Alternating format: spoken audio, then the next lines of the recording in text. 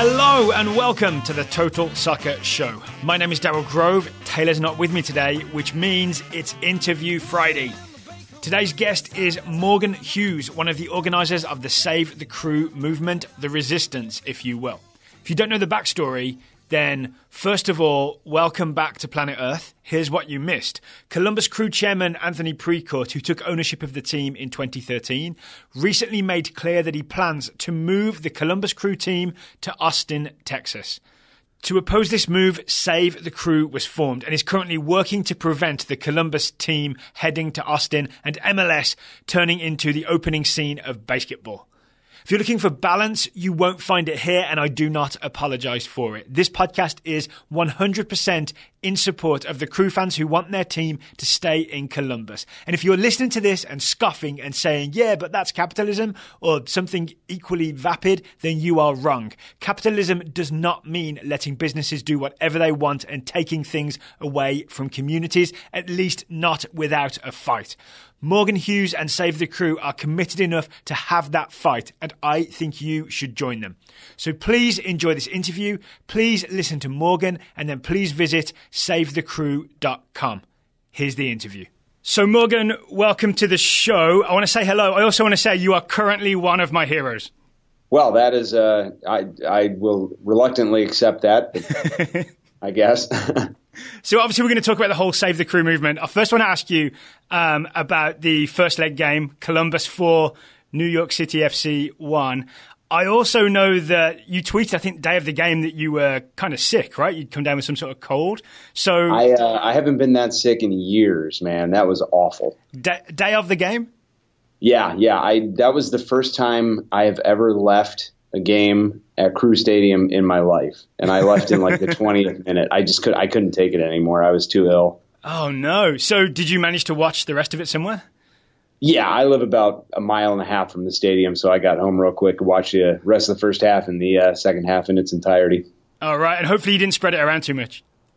I've been coughing on people as much as I can, but that's not, an illness thing. That's just one of my hobbies. That's not a good hobby. Right. So you're going to need those people, though, because the reason you're one of my heroes is you are sort of at the forefront of the Save the Crew movement. I really want to talk to you about that today. I kind of want to do it chronologically, if that's okay with you. Maybe we'll walk it through from the beginning. So I guess my first question is, when did you first find out about the plan, about Precourt's plan to move the team to Austin? So Tuesday night, a couple weeks ago, I think, is when a majority of people found out that Grant Wall broke the story on Twitter. I found out about 30 to 40 minutes before that, and it was kind of a leak in our circle. I see. And it wasn't. It was the initial thing that I heard was something bad is going to be announced tomorrow, and my first thought was either Justin Merrim is hurt and is going to miss the playoffs because he had some kind of knock on the game before that he had to come off, or Greg Berhalter was going to coach the national team. Right. And then somebody said, maybe the team is leaving. And I said, shut your dirty mouth. How dare you? It's never happened. Did you guys know about the sort of clause when Precourt bought the team about the sort of exception that allowed him to possibly move to Austin? Or was that news to you as well? It was news to me. And I still I've yet to meet or hear from anybody here in town that from a fan perspective or a journalist perspective that had any idea that there was that out clause in the contract. So no one had any idea about that. And just a bit more about yourself. Were you just sort of, I want to say like an average fan before you were sort of leading this or, part of this Save the Crew movement? Or were you sort of like one of the key TIFO guys? I get the feeling you're one of the key TIFO guys based on how many TIFOs I've seen you holding. Yeah. I've been known to paint a banner or two. There's a hashtag called Tifo Sweat. Yes, I saw that. I didn't understand what that was, though. Does that mean just like do the work to make a Tifo? Well, when we started Tifo Sweat years ago, we were doing it in the back of my warehouse, and it was we were getting ready for the USA Mexico game in 2013, and it was the middle of the summer, and it was really really hot, and we were just sweating profusely, and it was disgusting. And so we needed a hashtag to kind of communicate with people on Twitter and Facebook. And so Tifo Sweat was kind of born because I was doing a Michael McDonald impression. And I just started singing about how sweaty I was, and Tifo Sweat came out of that. Got it. Okay. So sorry, I've sidetracked us a little bit there, but I just wanted to get an idea of sort of who you were before this happened, if that makes sense. So then what was the first thing you did when you found out? I walked upstairs. My girlfriend had gone to bed because she is a child, and she goes to bed at like 7:15 p.m. So she had been asleep for like 4 hours, but she knew that there was something coming. And I walked upstairs, and I just kind of held my phone out to her and showed her Grant Wall's tweet. Right. And as I was doing that, at the top of the staircase in my house, I have all these framed kind of moments from the years, with the crew, friends, and banners, and just kind of framed signatures, stuff like that. Yeah. And I was walking past it, and I thought, those are all antiques now. In 20 years, no one's going to know. Somebody's going to find those in a shop and go, did Columbus have a soccer team or something? And it was just, those were your. So you really thought it was done. Even if there's really nothing that you can choose to believe or not believe in that moment when it first breaks, it's just overwhelming, and it smashes down on you like an anvil. If you were like Coyote and Looney Tunes, you're just like, there's nothing I can do. I'm overwhelmed by this.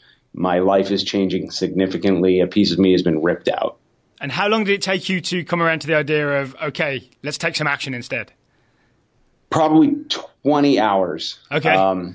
It was the following evening. We were, a bunch of us were getting ready to go to a place called Hendocks Pub here in Columbus to kind of have a wake. And I was talking to a former broadcaster for the team, Chris Doran, and he said something that kind of just triggered something in my brain, that it was like, what's happening here? I'm done being the victim. We're not just going to lay down and let this happen. So I went to Hendocks, and it was my mission to just go around to people and tell them, if you're here for a wake, if you're here for a funeral, you've come to the wrong place. This is not over. We're fighting this. Tell everyone you know. And that's just kind of started to be the rallying cry. And that was that night, people just kind of, the tide started to turn a little bit. And I'd say that was probably the birth of the Save the Crew movement. Okay, so you sort of did a rallying cry, and obviously that's echoed around. So all crew fans have kind of heard it, and people around the country at this point have heard it. We're not based in Columbus. We're not Columbus Crew fans on Total Soccer Show, but we're very much into Save the Crew, right? So it's obviously worked, but I want to ask sort of what the first concrete action in terms of organizing was, because it could have gone in many different directions, right? So I'm really interested in how you chose to do, like, how you chose where to put that emotion into action, how you chose to make it happen.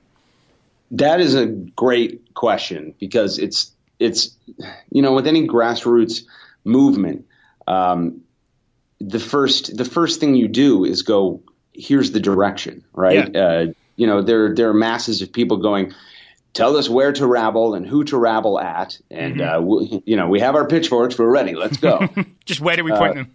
Right. And we didn't know. And we still kind of don't know, because there's been a tremendous lack of engagement from MLS. Right. And from ownership to tell us what the real story is. And, they say one thing into a microphone in Columbus, and they turn their head and they're saying a completely opposite thing to a microphone in Austin. So we don't really know. But the first concrete thing that happened, and also, I definitely want to say that I'm not taking credit for the Save the Crew movement, by the way. That I didn't make up that hashtag. That kind of started organically. But the first thing that happened was a guy named Tom direct messaged me on Twitter and said, hey, I bought the web domain savethecrew.com. Do you think we should do something with it? And I thought, yeah, I probably.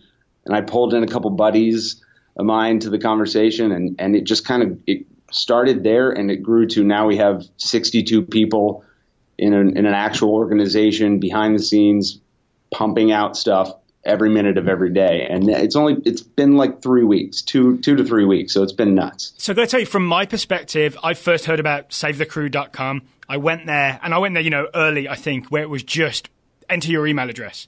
Yeah. At the time, I was like, okay, I'm going to do this. I'm going to put my email address in. But I really hope this turns into something else, not just gathering emails and then fretting about things, right? So then a few days later, I come back. I'm not sure the exact timeline. And I start seeing it populated with sort of, here's who you can contact. Here's the contact of people at other Major League Soccer teams. Here's people at MLS head office. And now I think there's a thing for crew sponsors, right? Local businesses in Columbus, representatives, political representatives in Columbus. And I'm really sort of, one, impressed, but two, optimistic that you guys are doing the right thing, because it looks a lot like successful political organizing. That's what it looks like you're doing on SaveTheCrew.com. Yeah, it's like I said, before, it was tough to know what to tell people to do. Yeah. And my first inclination at any time that anything happens, good or bad, is, hey, I better make a banner out of this, But there's a danger that you just did all banners and nothing else, right? And then it's like, exactly. Yeah. I mean, the first thing I told Tom, he's, head of web dev now, was, hey, in addition to that, give your email address. We needed the same thing for a banner. Like, if people want to display banners, we should be able to send them one for free.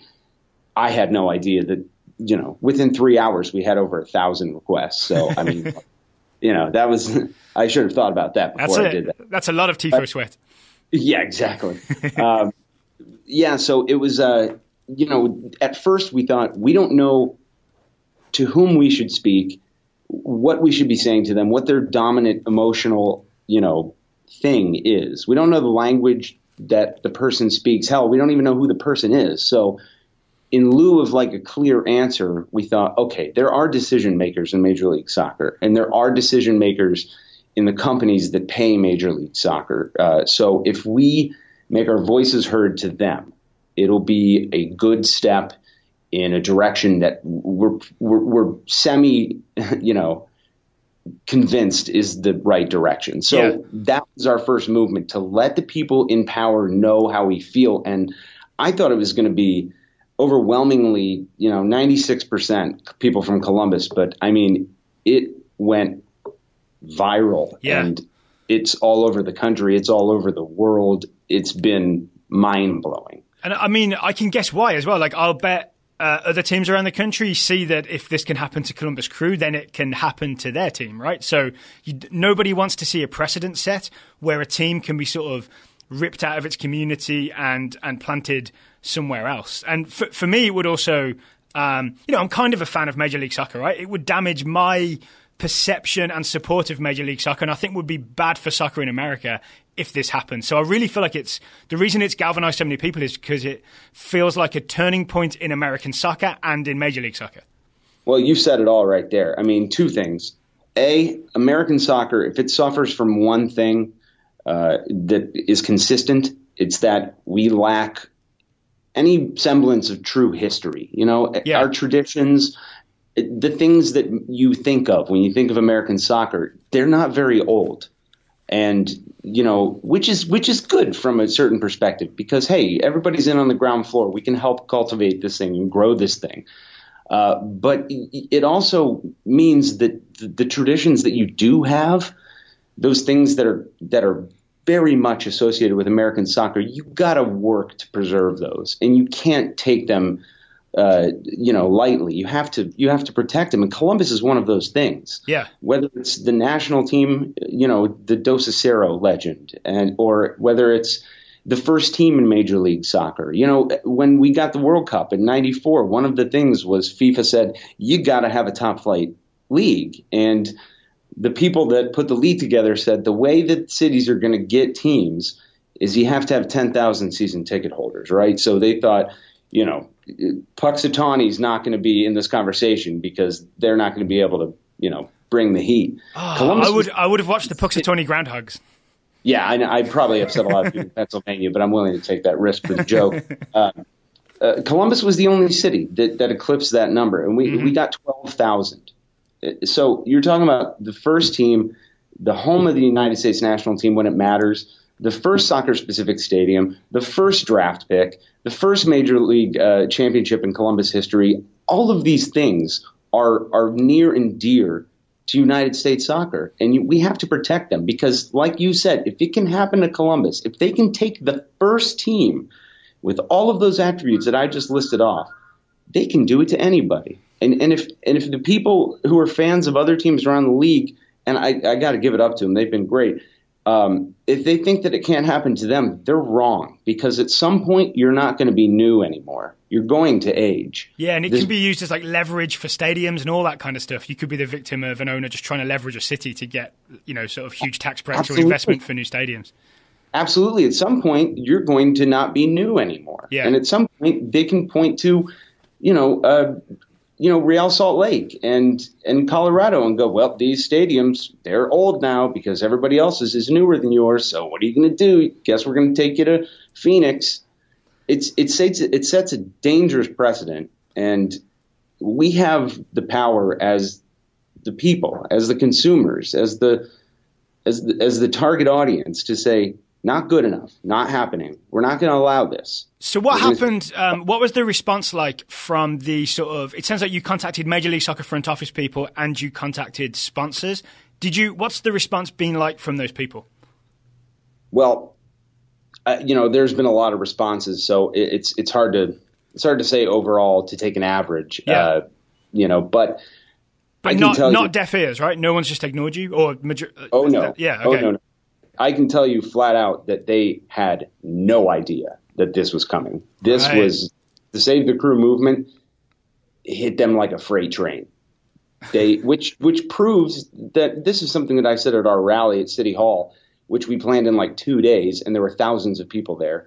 That the fact that they thought they could do this to us means that they never knew us to begin with. They didn't know anything about us, or they would know that this is completely and totally unacceptable.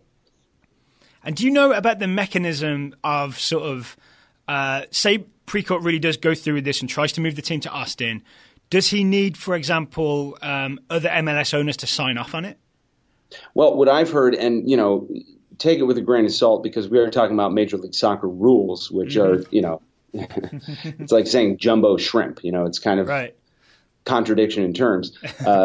What I've heard is that via MLS rules, in order for a team to move, you have to have 2/3 majority support from the ownership group. Now, again, it's a Major League Soccer rule that could change depending on the direction of the wind, and who knows. But so with that in mind, that's kind of why we started contacting Major League Soccer ownership from the word go. Yeah. So we get out in front of it and say, here we are, here's who we are, and here's what we think. And keep that in mind when you're voting on this, whenever you vote on it. And I guess that's why it's important for fans of other teams to make their voices heard to the owners of their teams, because then you can sort of hopefully influence how they would vote when it does come to that sort of 2/3 vote. Exactly. You speak, if they're going to treat us like we're just faceless numbers in a spreadsheet, if we are just consumers to them, then we're going to speak their language. If you look at us like people who are just shelling money out to you, we're just numbers in a spreadsheet, then we're going to speak to you like that. And we're going to say, guess what? You're not going to get from me anymore if you go through with this, my money. So that's the language we got to speak, because that's apparently the only way they listen. So we're glad to do that. What would you say that you've accomplished so far? So with, that's also a great question, and it's tough to answer because we have only one motivation here, and that's to keep the Columbus Crew in Columbus, Ohio. Right. And so we really aren't going to know whether or not our movement is successful until the final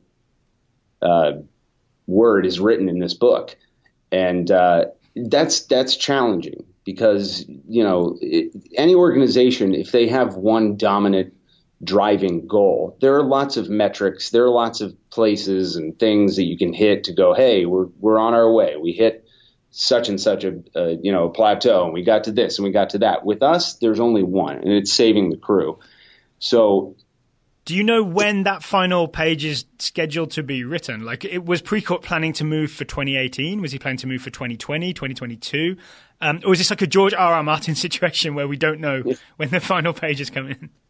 Well, I mean, I think what we've heard is that, and again, because there's this lack of communication, everyone is kind of left to fester in their own assumptions and conspiracy theories, which is dangerous. And if you can point to one thing that ownership and the league is really screwed up with this, it's they have completely neglected to control the tone and the narrative. And they've given that power to us.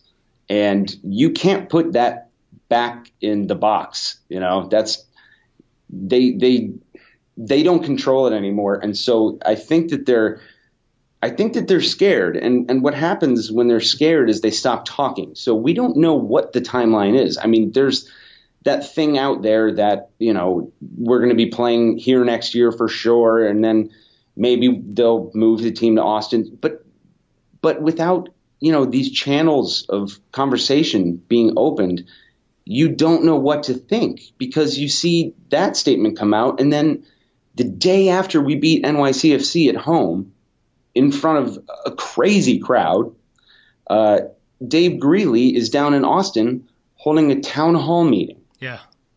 It's insane. And so no one knows. But, for lack of a better understanding of the situation, all we can do is keep working and keep raising awareness and keep trying to keep this thing, in front of people, and do it in a positive and inspirational way so that we can kind of inspire these people to get back to the table and do what they need to do to save the Columbus Crew. I'm glad you mentioned that sort of positive, inspirational way, because one of the things I've really liked about the movement you guys have put together is it seems like you've kept to a minimum any sort of just negative, angry, or kind of lashing out type activities. I'm sure it's impossible to police everybody, but it seems like you guys have really set a tone of let's be the good guys. Let's make sure we're not, we can't be blamed. I think I read, I'm not sure the level of your involvement with this, but on the Massive, the Reddit page, the Massive, I've forgotten who it was, but someone put a big message about how if we're going to have a positive message, it's important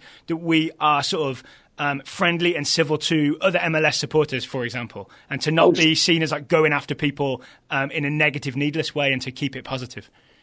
I'm a big proponent of, when you have a platform, you need to exercise the communication from that platform in a responsible way. And I say that because I think that the way that we deliver our message is equally as important as the message itself. Yeah. Because, first of all, in Columbus, we positioned ourselves as a city that's open and a city that's smart. And the open one is really important there because it's not an attribute, it's an aspiration. And it's something that we've said to the world that we are this thing. And it's on us to constantly prove it, right? So when we are saying that, we are the masses and this is something that we feel, we need to be aware of the fact that the rest of the world is watching and history is watching. And our legacies are going to be defined based on how we handle this. So if it's from Save the Crew and it's officially us, it's going to be positive. We're going to continue to try to inspire people to come together to work out a solution because that's what Columbus is, and that's what we're always going to be. Have you had any contact with people in Austin? Or have you sort of, if you haven't, have you thought of it from their perspective? Because I think that's kind of interesting, almost in an art of war kind of way to know what the other side is thinking. Whether it's sort of Austin fans who want an MLS team or whether the other side is, for example, Precourt. Like, are you maybe thinking about what are his goals here and how can we think about making that work for him in Columbus maybe? Yeah, I mean, I always try to think of everything from the other party's perspective. That's a responsible way to live your life. If we're talking about people in Austin, the great comedy of this entire situation is that if you were to pick another city in the country that is most like Columbus, Ohio, it's Austin, Texas. Right. It's a state capital, It has an overarching gigantic university that defines the local sports scene, and it's kind of one of these millennial hipster meccas that's on the up and coming, and it's our doppelganger. So even if I didn't think about the people in Austin, I would know them because they're us. Right. And I want them so desperately to be happy on every level, but specifically from a soccer perspective, because that's the language I speak. I just want them to do it with a team that's not mine. Yeah, fair. And I don't want my family to be destroyed so that they can have one. And I feel like any rational human in Austin, in Columbus, in Puxatawny would feel the exact same way, because that's just logical. I've changed my mind, by the way. I think they should be called the Puxatawny Phils. I'm up for it. I'm Puxatawny Phil FC to keep with tradition in MLS. There we go. Another thing I want to ask about is the player response, because obviously the players are probably to some extent focused on the playoffs, but have they sort of put out any message or even like communicated anything behind the scenes in terms of what they want to do or whether they support what you guys are doing or not? Well, I mean, obviously I can't divulge things that I've been told behind the scenes, but I know that this is a struggle for the players. Columbus Crew we have a lot of people in our academy and on our first team that are from this city. Right. And also people that are from this state and from this region, and they have family members here and close to here. And this is horrible for them. And they have the added, thing on their plate of playing for a championship at the same time. And I think that's both, a shame, but also a really powerful thing if they channel it correctly, because, in soccer, in MLS, in America, the thing that they use to sell us is most notably civic pride. It's they want to convey this message that kind of makes this tribalism come out of you, to go, yay, rah, rah, black and gold team, red and blue team, my city, my club, club and country together as one. But you so very infrequently have an opportunity to actually do something for the city that's on your crest and on your jersey. I think about maybe, after Hurricane Katrina, when the Saints came out on Monday Night Football, and it was just, you could tell they were playing for the city of New Orleans. Right. Or, with what's happened with Houston, that, anytime there's like and not to relate it to a tragedy, but it's the same kind of arena where, we have this thing looming over us where, they could be taking our team from us. They could be taking our family from us and uprooting this asset that the community values so much. And these players now have an opportunity to play for the city. We've used the hashtag for Columbus a lot in the last few years, and it's never been more true than it is right now. These guys have an opportunity to go out there and be us and play for us. And I wouldn't want to be any other team in Major League Soccer that steps on the field with the Columbus Crew this year, man. Do you think say if they go all the way to MLS Cup, say they host MLS Cup, which I think I calculated if they're the Eastern Conference champion, they almost certainly will host MLS Cup. Yeah, 100%. Does that, I'm going to assume the answer is yes, but how does that benefit your movement? Well, okay, so I think that, you need to compartmentalize things in life. And this is definitely a situation where you can exercise that. It's great for the movement, for the awareness that our team is playing so well and that we beat Atlanta and then we're, got leg 2 coming up against New York. But there's Save the Crew, and then there's what's happening on the field. And yeah, they're going to mix a little bit because they have to by necessity. But I don't look at the possibility of us playing in front of our hometown and winning a championship this year as a place where we can use that to get our message out. I think we do that just by being ourselves. And that's what everyone's best at anyway, is being who they are and doing what they do and letting the chips fall where they may. So when I think about the final possibly being played in Columbus, obviously I keep my fingers crossed, and we're going to cross that bridge when we get to it. But I can tell you it's going to be a whole lot of the exact same thing we've always done, which is supporting this team. And if people see us doing that, then they see us doing that, and we'll cross the bridge when we get there. I see. So you're saying it's more about just focusing on the soccer, supporting the team in the final, hopefully, and sort of not sort of overtly trying to divert the attention to politicize the movement because you're more focused on the game. Exactly. Yeah. And okay, I like that. It's important for everyone, to know that this is a movement that's not telling people what to do or how to feel or where to go or what to say.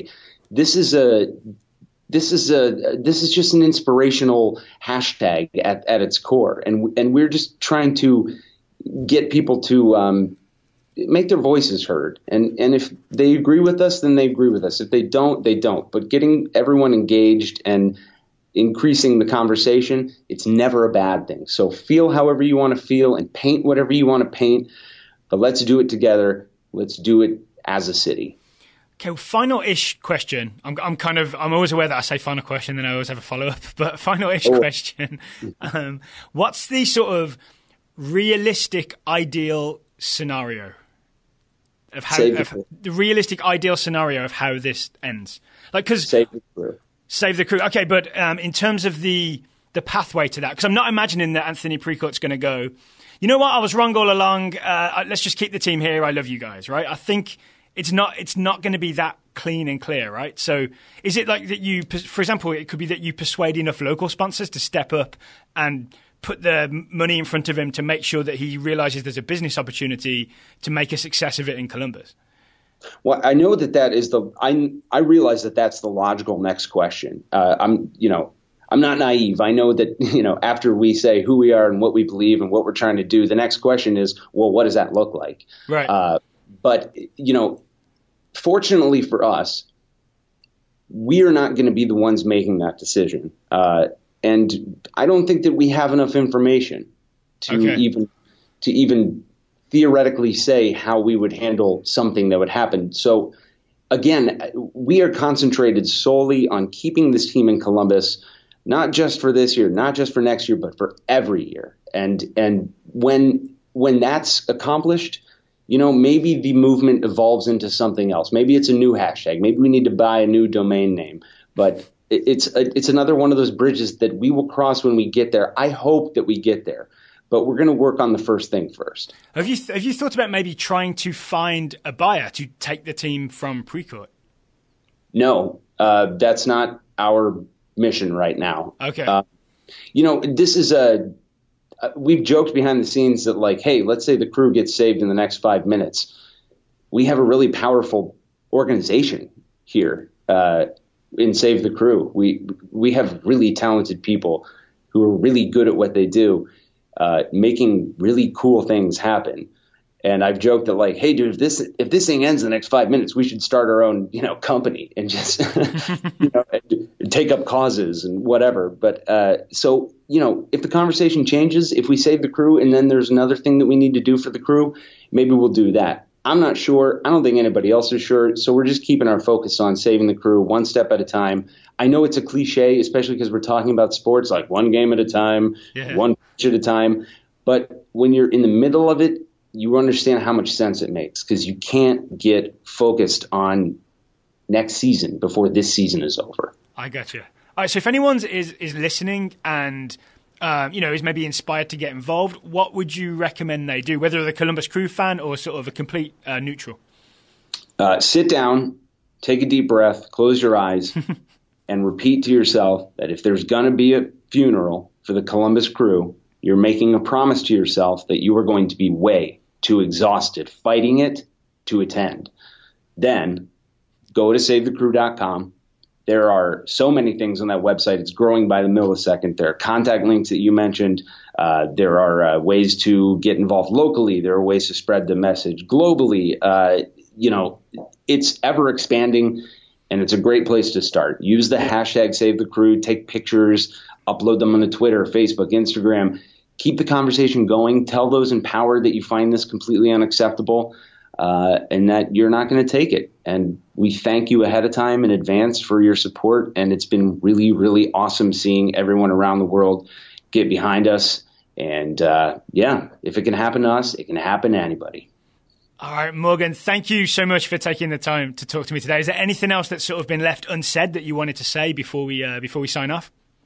Yeah, I heard that you said that you weren't a fan of the Columbus Crew necessarily, and that you kind of only follow MLS because it's soccer. I openly invite you to be an official supporter of Columbus Crew SC. And if you send me your address, I'll send you a scarf, and you can get busy being massive. Well, I won't say no to a free scarf. I'd hang it in the office maybe. There you go. Send me your address on that Twitter DM, and I'll get it to you. Thank you, Morgan. All right, and best of luck, seriously. Absolutely. Thanks for having me. My pleasure.